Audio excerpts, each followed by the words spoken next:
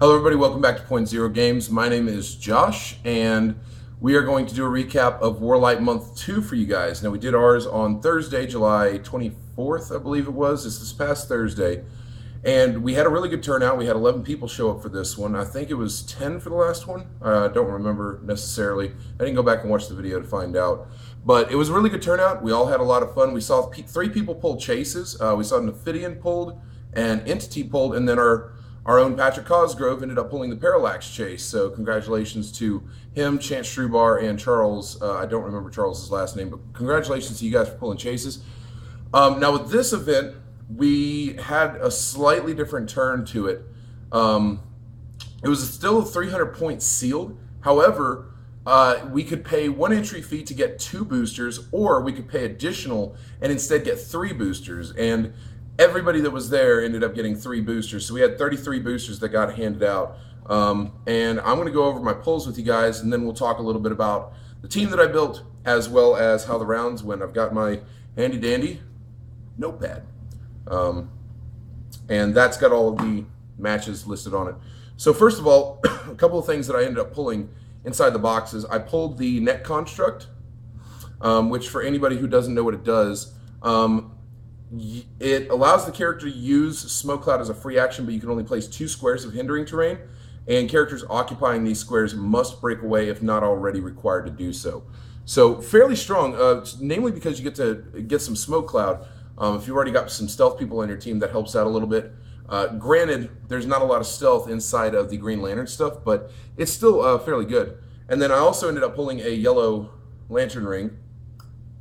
So that's 2. I pulled the blue lantern ring out of last month. I don't know where the hell they're at. By the way, anybody who has seen these, if you guys have ever seen back during the Blackest Night stuff on Free Comic Book Day, they gave these things out. These are basically the same exact rings. I don't know if anybody's noticed that. So if you've got all those rings, I don't know if those would work or not. Maybe they are not the right size. I'm not totally sure, but they definitely seem the same. And then also for the participation prize for the month, we received the Guy Gardner piece. Very cool, as well as his card there. So very cool piece. Talk about this guy real quick. He is 120 points, or you can play him at 90 points. For the 120, you get 2 extra clicks. You start with 9 movement, 10 precision strikes, 17 invincible, and 4 damage. And then he has his attack and damage specials. His attack special is that he can... Oh, I'm sorry. Take that back. It's not attack special. Movement and damage special. His movement special is that he can use charge.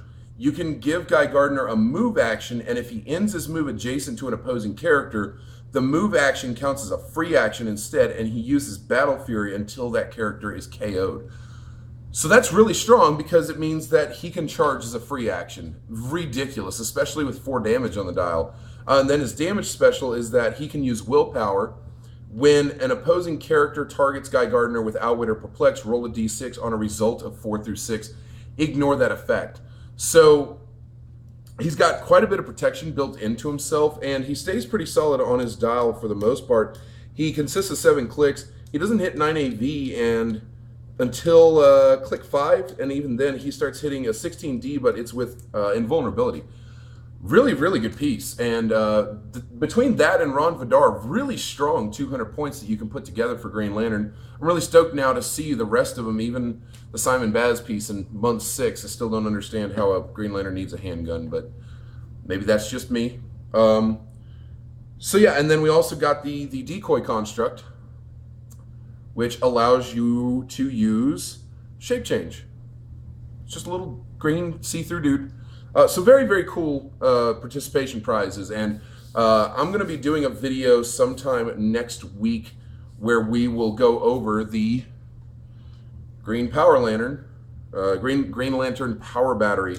And we'll talk about how this thing works and what exactly it does and how to use it in the most optimal manner possible. Because after this past week, this thing I've learned is ridiculously powerful, very, very powerful.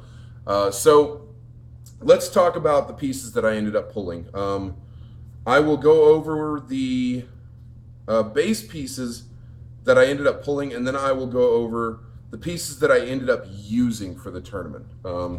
So first of all, 3 pieces that I don't have with me. Sorry, I've been looking down the whole time. First 3 pieces that I don't have with me because I ended up trading them was Orange Lantern Hal Jordan, Brother Worth, as well as Crib. I don't have those 3 pieces anymore. I did pull them in the sealed. I didn't trade them during the sealed. Traded them after, and you'll see why. I didn't really care for any of the pieces. I didn't see myself ever using them. Worth was pretty cool. Crib's all right, but I've played against people that played Crib, and I pretty much destroyed her. So I pulled Hal Jordan Blue Lantern. He is 104 points, and him and adjacent Blue Lanterns can use willpower, and he has perplex. Pretty cool. Then we also got the controller construct.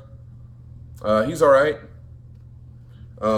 Getting the 3 boosters. I know last month I talked about how I felt the distribution between the boosters was really crap. I'm not going to say that I don't still feel the same way, but I definitely feel like I pulled some more evened out boosters this time, and I had a lot to work with on constructing a team. Next is Boudica, who is a Green Lantern. She is 75 points. The controller construct was 55 points, by the way. Brother Him, which I pulled last month, so I've got dupes of that guy. He is 85 points, prob control. He's a really cool piece, and I probably should have used him. You'll understand in a moment. Lysa Drac, also a really strong piece. Prob anywhere on the map, regardless of range and line of fire. Really, really good. Then I also pulled 2 on Bedovian. Good old Bedovian, can't be targeted unless they're within 2 squares. So that's also really good. Pulled another Parallax Hal Jordan. So I've got 2 of that guy now. That's fine with me. I like the piece, even though he's fairly expensive, 250 points. Sinestro Corps Recruit, which is another 50-point support piece. I ran this guy last month.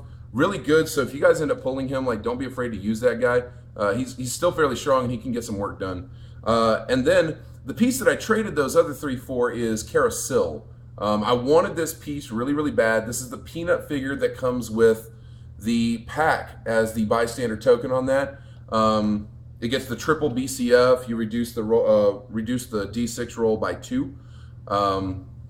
Really, really cool piece, and I've wanted it really, really bad. So ended up trading for that. Now the 3 pieces that I ended up using to make up my team, the basis of this was my general strategies go towards very aggressive builds. I play very aggressively. And so I wanted pieces that had good damage, that had good movement, had to have some form of move and attack available to them.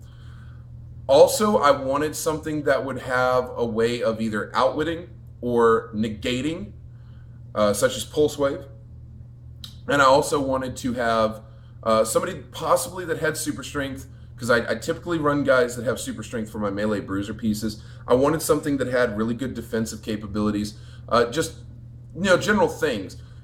The thing is, prob control was not something that I was really looking at very much, because I figured if I could do enough damage up front, I don't have to worry about the probs, and there's no like Book of Skull or anything in this, and there's not a whole lot of stuff that's going to have like really big defense, so I should be able to hit it.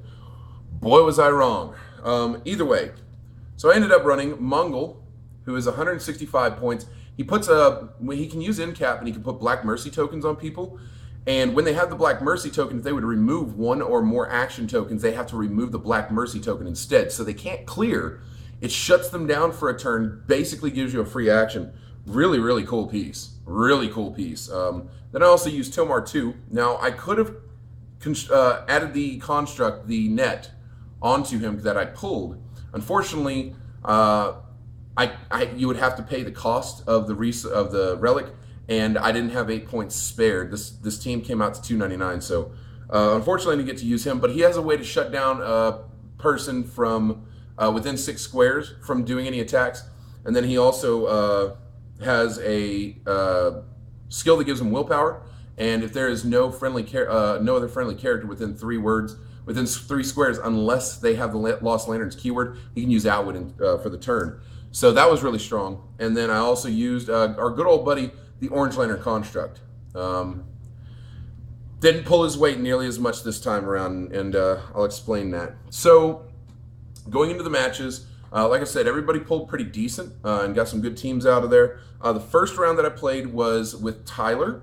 I don't know if you guys have really seen Tyler around on the channel. I know he showed up on the Alpha Class Sentinel unboxing if you want to go check that out. But so I played against Tyler, and he ran Graf Turin, Aricia, the Green Lantern Power Battery with the Green Lantern Ring, as well as the crossbow and the shield and another object. I can't remember. I think it was the net. He had one that did ESD, one that did Range Combat Expert. I can't remember what the third one was. So on the first turn, I just ended up moving my guys up. He ends up using the power battery's free action to assign shield to Graf Turin, and then does his moves. Second turn, I had Tomar. He had placed himself in just a way that I could have Tomar roll in with running shot and pulse wave, because he's got a 6 running shot and a 5 on pulse wave because you have the range. So he's got an 11 range basically on that. So I had him go in pulse wave on Aricia, and he ended up hitting for 3 because she was the solo target of it.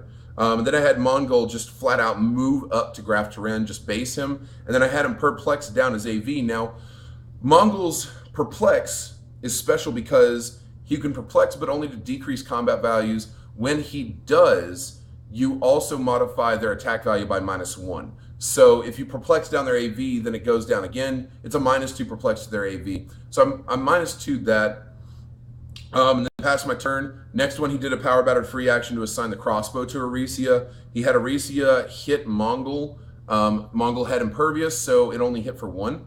And then Graf Turin hit on Mongol, rolled the impervious, ended up hitting that, so he didn't do any damage. And then Graf Turin outwitted Mongol's damage special, which was the special perplex. And then after that, it basically just went to me moving the Orange Lantern Construct up, clearing, and then his next turn he had Aricia switch out the crossbow for the net. So yeah, he did have the net. Moved it out to the net. Aricia tried to hit Mongol, ended up missing, and then sidestepped backwards to try and get away from the ledge that he was on, so that way Tomar 2 wasn't going to be able to pulse wave against her. After that, I just had Tomar 2 pulse wave on Graf Turin because I had Mongol, basically I had Mongol set up on the other side. That was 6 squares rather than 5, so Graf Turin was available to just solo hit him. He did end up hitting him for 3, and then Mongol ended up hitting Graf Turin for 4 because he didn't have any reducers at that point. Mongol perplexed down Graf Turin's damage. The guy was still alive, which really sucked. And then I just had Orange Lantern Construct move up. Beyond that, Aricia sidestepped back on Tyler's next turn. The power battery had outwit. He outwitted the toughness that was on the Orange Lantern Construct. He was sitting inside a hindering. Graf Turin used sidestep to break away from Mongol, ended up succeeding, goes up and then pulls a switch off from the power battery to give Graf Turin the crossbow, which gives Range Combat Expert. Graf Turin uses Range Combat Expert against Orange Lantern Construct, gives it +2 to his damage. He ends up hitting and KOing the Orange Lantern Construct. Graf Turin perplexes his defense up by 1, and then Graf Turin outwits Mongol's charge because he was still on the lip.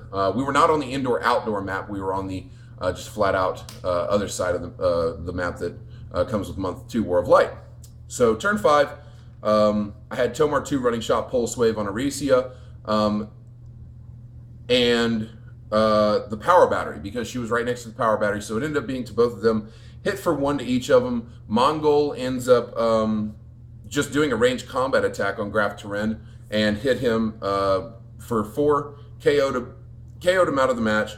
And then after that, Tyler tried to roll regen on Aricia, didn't hit for anything. Power battery outwitted Tomar 2's pulse wave, and then the power battery free switched over to the shield. But, oh god, I dropped those. Sorry. But by that point, it was already done. I ended up clearing out. Tyler had Aricia roll for Regen again. Didn't notice it was pushing and ended up missing it, so he ended up getting KO'd and I won the match. So that was the first match, ended up winning. It went pretty quick. I've come to the conclusion that I think Graph Turin is all right, but I don't think that he's like a super fantastic piece. Forgive me, the infamous towel is back. I'm sweating like crazy. It's been like 90, 100 degrees here in Texas, guys, and I've got the AC full blare. It's still killing me, so I'm terribly sorry. I know you guys hate the towel. I'll give it a name or something if that makes you feel better. So then, going on to game 2, I ended up playing against Chance, and he had pulled the entity Chase, which he played, and he used it on the 25-point Possess. Now, anybody that doesn't know how the chases work, you can play it at 25 points, or you can play it at its full point value. At 25 points, you possess one of the other pieces that you're using. And then whenever, at the beginning of your turn, or when you would take damage or be healed, then you get to choose one of the combat values on the entity that you can use to replace on the piece if that piece has a lower value on that. So for instance, this Guy Gardner has a 10 on his AV. Let's say the entity on first click has an 11, which I believe it does have an 11. You could choose to switch out the AV on Guy Gardner to an 11. Now entity stays off the board the entire time. And then you can also choose one of the special powers that is on entity's dial for the character that's possessed to be able to use. He chose probability control, and that ended up giving him some prob capabilities. And he chose prob most occasions. He switched it up a little bit here and there. So in game 2, he had the entity on Weaponer of Quard.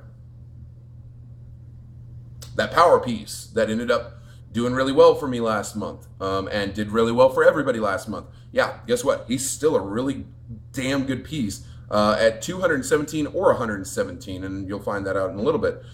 He also ended up using the Sinestro Core Recruit, as well as the Sinestro Core Ring on the board. He did not use the Green Lantern Power Battery for the match. So turn 1, I ended up doing my moves. Turn 2, so I had tried to count my moves to where Cord wasn't going to be able to use his movement special, where he can use charge and running shot, and he doesn't have his speed values for either of those. I miscounted by 1 square, so he rolled in to do a penetrating psychic blast on Mongol, and he ended up missing, probbed it, ended up missing it again. So that was super cool. I had hindering. I kind of figured that might end up happening. I wasn't sure, so I tried to give myself a little bit of protection there. Second turn, I had Tomar 2 do a Pulse Wave running shot on Cord, the Weaponer of Cord, and ended up missing that, which was really, really, really bad. And then Mongol used Perplex on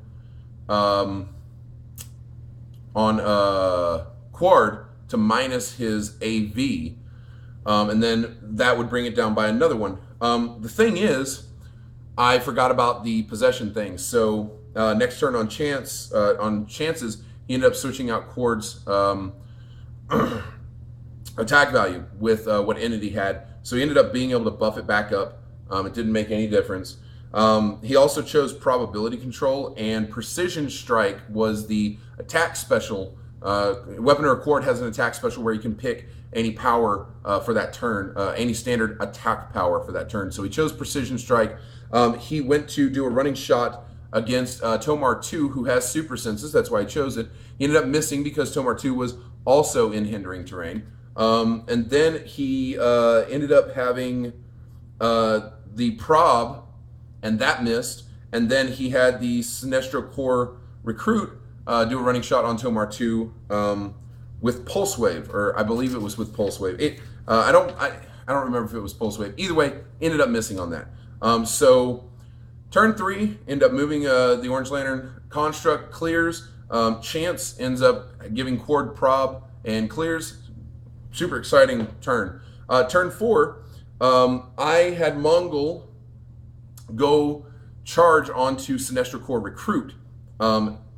Rolled, hit him for 7 because I had an ultra heavy object and he got KO'd. I don't believe that I had, I hadn't attacked with Mongol at all yet.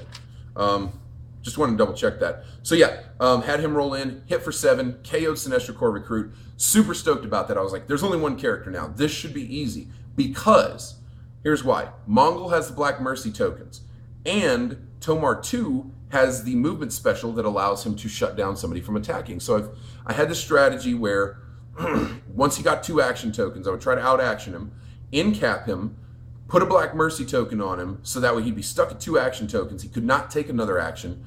He would have to clear, take the Black Mercy token off. Next turn, I would have Tomar 2 throw the gauntlet down on the guy and throw the movement special on him to where he can attack. He would have to finally clear on that. Black Mercy token next turn would have to go on to it. Tomar 2 would stop him from attacking and just keep going that way until literally he couldn't do anything.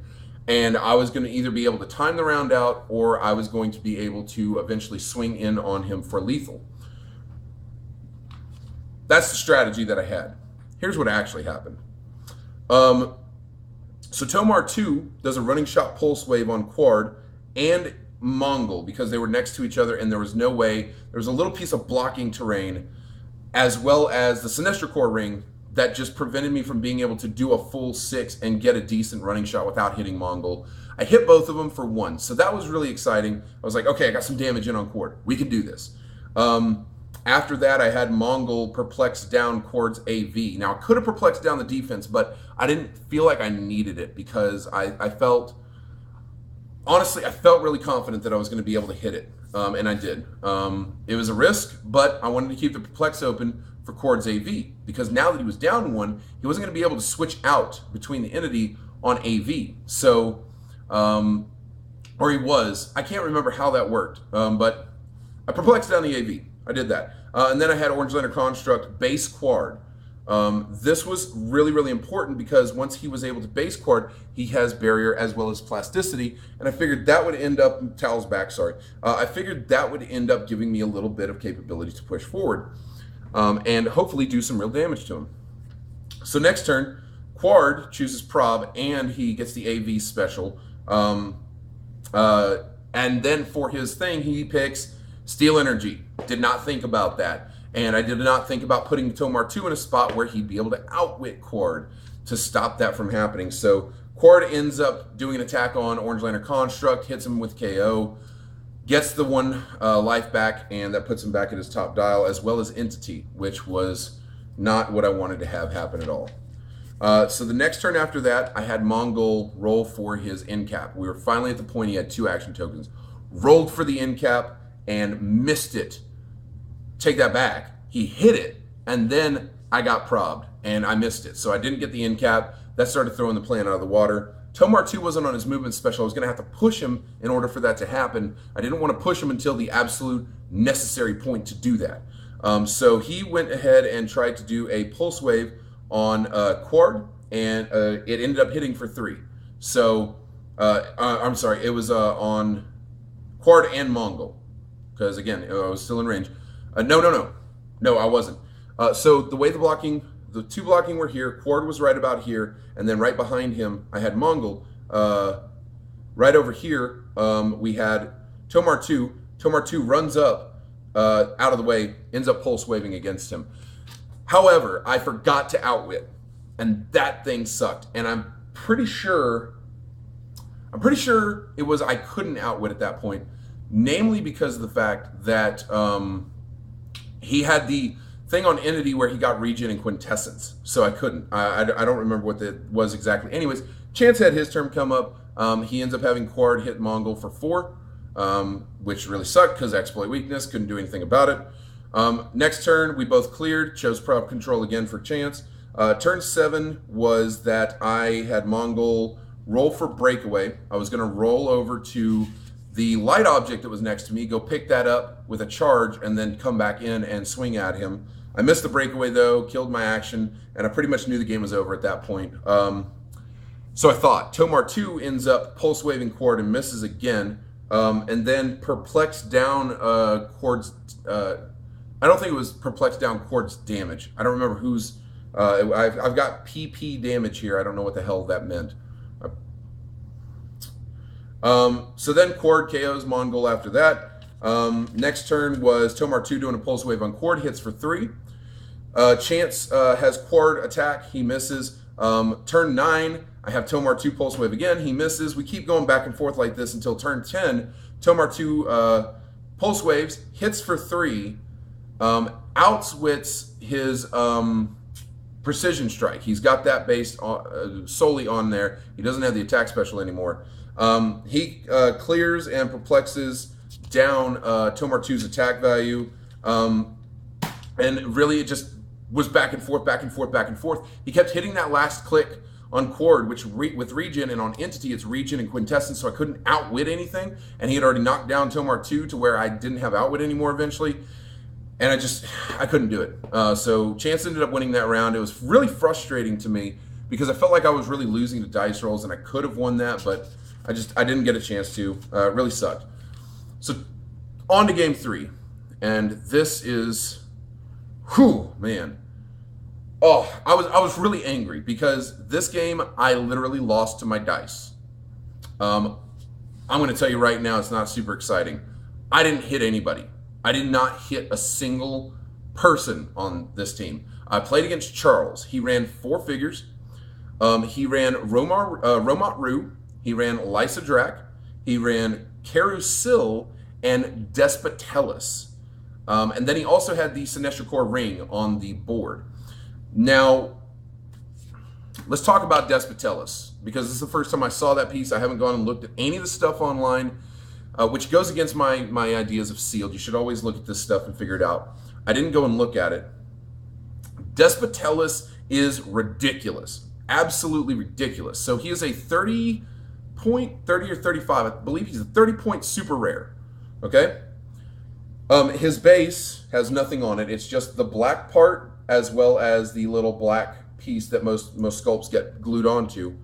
That's all it is. He is a virus for anybody who is unfamiliar. So if you've played the Blackest Night, the Atom wasn't there used to be an Atom piece that was just a little dot painted onto the base. He's just a base. It's kind of like a switch click base. Sure, you know, that's the best way to describe it. Anyways, he's 3 clicks, 0 movement, 0 attack value, 0 damage, 20 defense, no modifiers. Holy shit, that's already rough. Now, here's what Despotellus does. His movement special is that whenever an opposing, I don't remember the exact wording, whenever an opposing character would move, after that action resolves, Despotellus can have a free action, maybe placed adjacent to that opposing character, anywhere on the map, regardless of anything. Really, really, really ridiculous. Then he has a special poison for his attack special. Now the poison, you can use it normally, or you can have it deal penetrating damage based on the number of action tokens that are on the character. Here's the problem that I have with that. You don't have to assign an action for that poison. For the special poison, typically when you have to do a special poison like on Man-Thing or something like that, there's some condition that has to be met. With this, there's not. You just place this 30-point piece next to the thing that moved, base it, even though I don't believe you base it. I think they can still move away. I'm not sure. I didn't even try. And with 20 defense, he's hard to beat. When you've got guys that are moving and attacking all the time, he's really hard to beat. I had Tomar 2 roll in and immediately try to running shot pulse wave onto Romot Rue, missed. Lysa Dark, we were on the indoor-outdoor mat. Lysa Drac was on the outside of the blocking terrain, prob controlling whenever she needed to. I had Mongol perplex down the defense on the Despotellus, try to hit him, missed, tried to hit him, crit missed. Had Orange Lantern Construct kind of moving around. He eventually moved Despotellus over there, and he just kept inching Carousel forward with the sidestep in order to try. So the worst part was he tried to get the Sinestro Corps ring, the yellow ring, on Despotellus and missed the relic roll, and then missed it with Carousel. So he didn't have the perplex. If he had had that perplex on Despotellus, that would have been even worse, man. So eventually Romot Rue just kind of locked down Tomar 2. Tomar 2 wasn't hitting him. And Carousel had the sidesteps come in. Unleashed the Pack, sidestepped in, BCF'd 3 times. 2 of them took down Tomar 2. Next time around, he had the Pack roll in against Mongol, who had already taken, I think, like 5 damage from Despotellis. Despotellis ends up basically KOing the Orange Lantern Construct. Had the Beast come in and do the 3 BCFs. Missed the first one. Rolled for kill on the second one with a 6, so it hit for 4. I think I had toughness or something. He ended up dying quick, and that was just an annoying match. And I'm not saying that Charles did bad or anything. He did really great, and he played it very, very strategically. Used a lot of tech. It was a really watching him play was really good. I've never seen him up there before, and I never watched him play. It was really cool, and he was very nice and wanted to make sure that he understood all the plays he was making. You know, he still felt kind of new to the group and everything, but he did really fantastic. Charles, you did a great job, man, and I really appreciated that game. It also showed me that I really want a Despotellis piece. That piece is really sick. So that was the 3 games. I went 1 and 2. I didn't end up winning anything. Our 3 winners of the day were Chris Badurka, who ended up in first. He was 3-0. Lance ended up in second. He was also 3-0. Lance always complains about how he doesn't win stuff, but he's got a bat cave and he's got an Archillo piece now. So I think he needs to stop complaining so much. And then third came Chance Trubar with the Entity. He and Patrick, from what I'm to understand, were somewhere between like 10 points of each other or so in the total. So it was really close. At the end of the day, both of them pulled chases, so they were both big winners. And I got to walk home with a Guy Gardner piece that I'm really excited about and really happy about, because he can also do the fancy thing where he attaches a construct onto him, and it looks really cool when he does it. So, you know what? I'm happy. I'm happy that I was able to get 3 boosters. I'm happy that I got some cool pulls. Can't complain about the entirety of the event. Very exciting stuff. A lot of people are really stoked for month 3 now, because we've got the Jennifer Lynn participation priest coming, as well as the Atrocitus limited edition figure. I cannot wait. I need it. I need it now. I love Atrocitus. I love Red Lantern Corps. So I'm definitely going to have to be a month 3. And that's our recap, guys. So I hope you guys found any of this informational as far as what pieces were being run, what pieces were doing what. Use this type of information for your month 3 stuff and onward. Go ahead and answer the comment question, as well as check out more of our videos here at Point Zero Games. Let us know, when did you guys play your month 2? How did you end up doing? What were your pulls? Did you end up getting a limited edition figure? Did you get a chase? You know, tell us, let us know, man. We really enjoy it when you guys comment down below and we get to talk to you. Beyond that, make sure that you like the videos. Make sure that you subscribe to the channel to keep all the latest videos in your video feed. And last but not least, make sure you share our videos over social media. The more exposure that we end up getting, the better videos that we can do, the better quality equipment we can get, and that way we can keep giving you real good, strong quality content on this video channel. That's it for tonight. It is like 2:30 in the morning. I'm ready to go to bed. My name is Josh. This is Point Zero Games. I hope you guys have a fantastic week.